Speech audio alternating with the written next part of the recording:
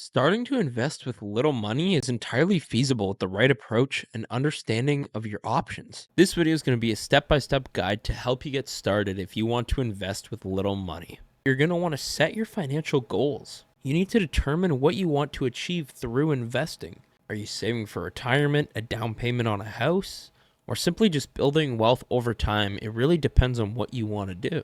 And number two is to create a budget. Establish a budget to understand how much money you can actually allocate towards investments each month without compromising your essential expenses and savings. If you need the money for groceries or for rent, do not invest it. If you are looking to invest into retirement, though, it is recommended to put 15% of your income into retirement investing. Once you've set your financial goals and you've created a budget, you want to pay off your high interest debt. This is anything over 7-8-ish%. Credit cards, payday loans, all have crazy interest rates. Pay them off.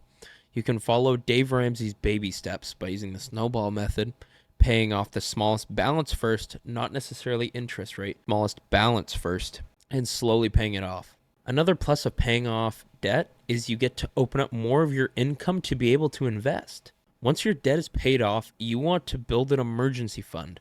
Ensure you have an emergency fund with 3 to 6 months worth of living expenses in a liquid account, usually a high interest savings account. This is to cover unexpected expenses like you need an alternator in your car, new tires. It is recommended to put like $1,000-ish into an emergency fund, just a baby emergency fund, before you start paying off your debt. That way, just in case, like I said, your alternator blows, you need a new tire, whatever, you have that $1,000. But it's not meant to be enough.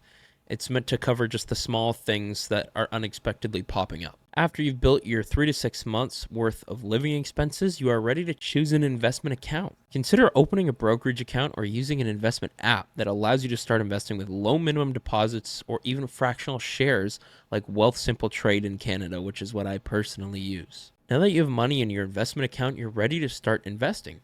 I'd suggest starting off with ETFs. It's a diversified investment fund that trades on stock exchanges. It often mimics indexes like the S&P 500, and it offers diversification with low fees. The second one would be index funds. Similar to ETFs, index funds track a specific index but may not trade on exchanges. They offer diversification and are managed passively, keeping fees low. Once you know what you want to start investing in, you can begin investing regularly with small amounts of money you can comfortably afford. Automated contributions like setting up automatic transfers from your bank account can help making investing a habit, and sometimes you don't even notice the money going out. If you decide to choose individual stocks instead of ETFs, you will need to diversify your portfolio. Spread your investments across different asset classes: stocks, bonds, real estate. Real estate would be a REIT, an REIT, real estate investment trust, to reduce risk and optimize returns over a long term. Monitor and adjust. Regularly review your investments to ensure that they align with your goals and risk tolerance.